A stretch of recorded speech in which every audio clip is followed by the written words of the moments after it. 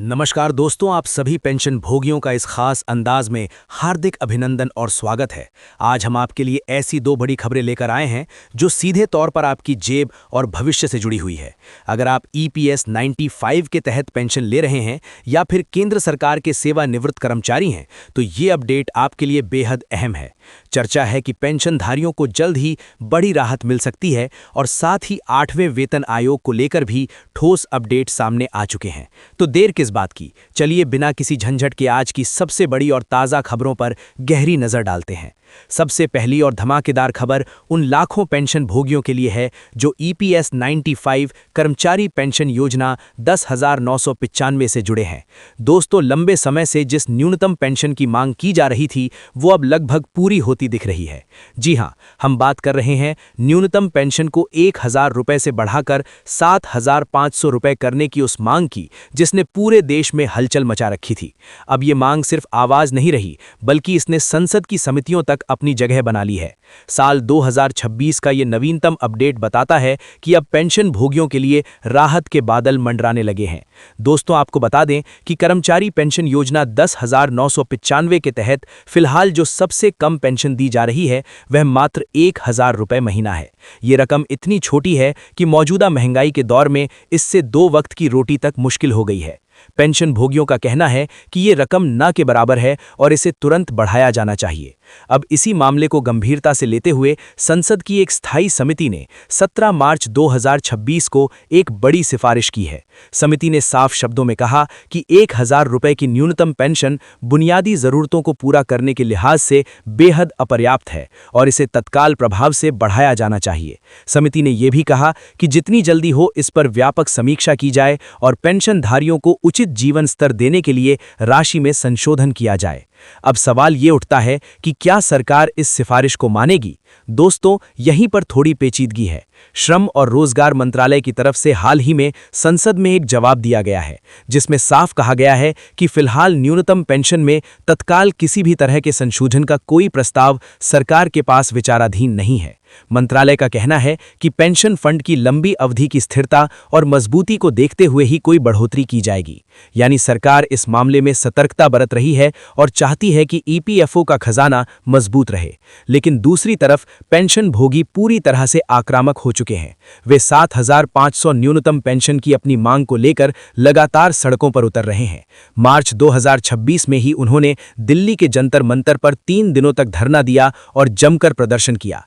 इन प्रदर्शनों में हजारों की तादाद में पेंशन भोगी शामिल हुए और उन्होंने चेतावनी दी कि अगर उनकी मांगें नहीं मानी गई तो वे आंदोलन को और तेज कर देंगे। तो अब कुल मिलाकर मामला ये है कि एक तरफ संसदीय समिति बढ़ोतरी की सिफारिश कर रही है तो दूसरी तरफ सरकार फंड की स्थिरता का हवाला दे रही है। फिलहाल मार्च 2026 तक की स्थिति यही है कि न्यूनतम EPS 95 पेंशन 1,000 रुपए प्रति माह पर ही टिकी हुई है। हालांकि योजना के तहत अधिकतम पेंशन कुछ खास मामलों में 7,500 तक जरूर पहुंच जाती है, लेकिन ये सभी को नहीं मिलती। पेंशन भोगियों की एक और बड़ी मांग ये भी है कि पेंशन में महंगाई राहत को शामिल किया जाए ताकि हर साल बढ़ती कीमतों का असर उनकी पेंशन पर न पड़े। फिलहाल ये मांग भी लंबित है। अब अगर आप EPS 95 के पेंशन भोगी हैं तो आपके लिए सलाह है कि आप EPFO और श्रम मंत्रालय की ओर से जारी होने वाली हर आधिकारिक सूचना पर अपनी नजर बनाए रखें। दोस्तों, ये खबरें और सिफारिशें भले ही अभी पूरी तरह से लागू न हुई हों, लेकिन इतना तो तय है कि इस बार सरकार पर दबाव काफी बढ़ गया है और उम्मीद की जा रही है कि जल्द ही इस दिशा में कोई न कोई ठोस कदम उठाया जाएगा। अब चलते हैं दूसरी बड़ी खबर की तरफ जो उतनी ही धमाकेदार है, बल्कि शायद उससे भी ज्यादा। ये खबर है 8वें वेतन आयोग से जुड़ी। दोस्तों, लाखों केंद्रीय कर्मचारी और पेंशन भोगी लंबे समय से इस आयोग की सिफारिशों का बेसब्री से इंतजार कर रहे हैं और अब आखिरकार इस पर से पर्दा उठ गया। वित्त मंत्रालय ने लोकसभा में एक लिखित प्रश्न के जवाब में पूरी स्थिति साफ कर दी है। वित्त राज्य मंत्री पंकज चौधरी ने सदन में ये जानकारी दी कि 8वें केंद्रीय वेतन आयोग के गठन का प्रस्ताव 3 नवंबर 2025 को ही आधिकारिक तौर पर मंजूर कर लिया गया था।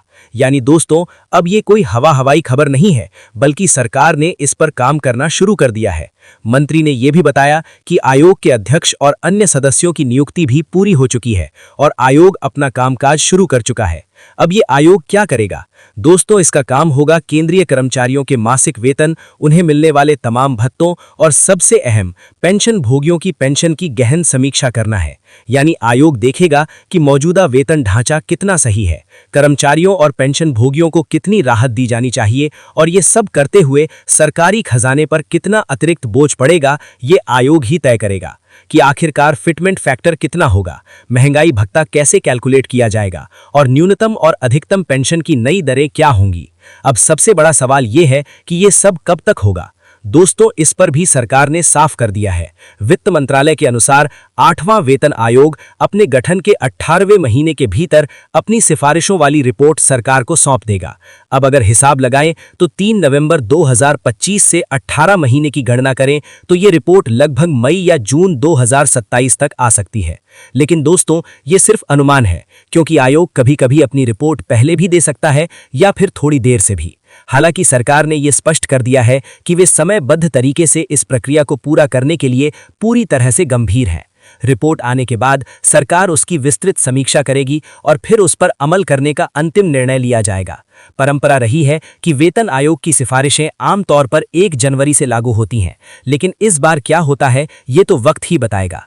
विशेषज्ञों का अनुमान है कि इस बार फिटमेंट फैक्टर 2 से लेकर 2.5-57 के बीच में कहीं तय किया जा सकता है। अगर ऐसा हुआ तो कर्मचारियों और पेंशन भोगियों के वेतन और पेंशन में जबरदस्त उछाल देखने को मिल सकता है।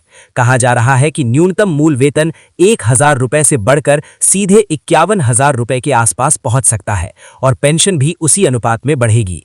दोस्तों, ये खबर इसलिए भी बेहद अहम है क्योंकि इससे सिर्फ मौजूदा कर्मचारियों को ही फायदा नहीं होगा, बल्कि करोड़ों रिटायर्ड लोगों की पेंशन भी बढ़ेगी। अगर आप केंद्र सरकार के पेंशन भोगी हैं तो ये आपके लिए किसी वरदान से कम नहीं है। अब तक की जो जानकारी सामने आई है उससे तो यही लगता है कि सरकार इसे लेकर काफी सकारात्मक है और समय से पहले ही इस पर काम शुरू कर दिया है।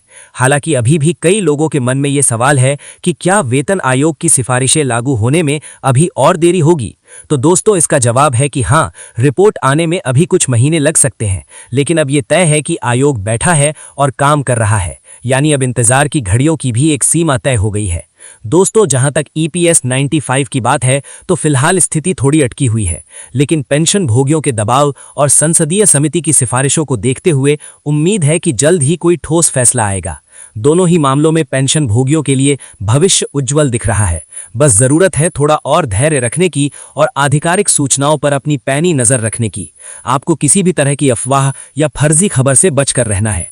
हमेशा EPFO और वित्त मंत्रालय की वेबसाइट पर जारी प्रेस नोट्स और नोटिफिकेशन पर ही भरोसा करना है। अब जरा गहराई से समझते हैं कि अगर EPS 95 के तहत न्यूनतम पेंशन 7,500 रुपए हो जाती है तो इसका मतलब क्या होगा। आज के समय में 1,000 रुपए से शायद ही कोई बड़ा खर्च उठाया जा सकता है। दवाइयाँ, किराना, बिजली, पानी का बिल, ये सब चीजें महंगी होती जा रही हैं। ऐसे में 1,000 रुपए में गुजारा करना किसी चुनौती से कम नहीं है। पेंशन भोगी जिन्होंने पूरी जिंदगी देश की सेवा में लगा दी, उनके साथ ये बेइंसाफी है कि उन्हें इतनी कम पेंशन से गुजर बसर करनी पड़े। यही वजह है कि पेंशन भोगी संघ और कई सामाजिक संगठन लगातार इस मुद्दे को उठा रहे हैं। उनका कहना है कि 7,500 रुपए भी आज के हिसाब से बहुत बड़ी रकम नहीं है, लेकिन हाँ, ये 1,000 से तो काफी बेहतर है। और अगर इसमें महंगाई राहत का भी प्रावधान जोड़ दिया जाए तो पेंशन भोगियों की जिंदगी में एक बड़ा सुधार आ सकता है। अब दूसरी तरफ 8वें वेतन आयोग की बात करें तो ये सिर्फ वेतन और पेंशन बढ़ाने का मामला नहीं है, बल्कि ये पूरे सरकारी ढांचे के कामकाज और उत्पादकता से भी जुड़ा हुआ है। जब कर्मचारियों का वेतन बढ़ता है और उन्हें अच्छी पेंशन मिलती है तो उनका मनोबल बढ़ता है और वे बेहतर तरीके से काम करते हैं। वहीं पेंशन भोगी जब आर्थिक रूप से सुरक्षित महसूस करते हैं तो वे समाज में एक सकारात्मक ऊर्जा का संचार करते हैं। यानी ये आयोग सिर्फ एक वित्तीय सुधार नहीं है, बल्कि एक सामाजिक और मानसिक बदलाव लाने वाला कदम है। दोस्तों, जैसा कि हमने आपको बताया, वित्त मंत्रालय ने साफ कर दिया है कि आयोग की रिपोर्ट 18 महीने में आएगी। अब ये रिपोर्ट आने के बाद उस पर कैबिनेट की मुहर लगेगी और फिर उसे लागू किया जाएगा। पिछले वेतन आयोगों के अनुभवों को देखें तो आमतौर पर रिपोर्ट आने के 6 से 8 महीने बाद नई वेतन संरचना लागू हो जाती है। यानी लगभग अंदाजा लगाया जा सकता है कि 2027 के अंत तक या 2028 की शुरुआत में नई वेतन और पेंशन संरचना लागू हो सकती है। हालांकि दोस्तों, ये सिर्फ अनुमान है और इसे अंतिम सत्य नहीं माना जाना चाहिए। इसके लिए हमें सरकार के आधिकारिक बयानों का इंतजार करना होगा। एक और अहम बात दोस्तों जो अक्सर लोग पूछते हैं वो ये कि क्या 7वें वेतन आयोग की तरह 8वें वेतन आयोग में भी पेंशन भोगियों को एक मुश्त बकाया आरएस मिलेगा। इस सवाल का अभी कोई पुख्ता जवाब नहीं है, क्योंकि ये पूरी तरह से आयोग की सिफारिशों और सरकार की मंजूरी पर निर्भर करता है। पिछली बार जब 7वां वेतन आयोग लागू हुआ था तो पेंशन भोगियों को भी अरियर्स मिले थे। इस बार भी उम्मीद की जा सकती है, लेकिन इसकी कोई गारंटी नहीं है। हाँ, इतना जरूर है कि अगर न्यूनतम पेंशन बढ़ती है और फिटमेंट फैक्टर में बदलाव होता है तो पिछले कुछ महीनों का अंतर, जो कि लागू तारीख से लेकर अमल की तारीख तक का होगा, बकाये के रूप में दिया जा सकता है। अब आते हैं कुछ और अहम पहलुओं पर। दोस्तों, ईपीएस 95 पेंशन को लेकर जो सबसे बड़ा मुद्दा है वो है इसका दायरा। ये योजना मुख्य रूप से प्राइवेट सेक्टर के उन कर्मचारियों को कवर करती है जो ईपीएफ के तहत आते हैं। इनमें से कई लोग ऐसे हैं जिन्होंने निजी कंपनियों में जीवन भर काम किया और अब उन्हें 1000 रुपए महीना पेंशन मिलती है। क्या ये उचित है?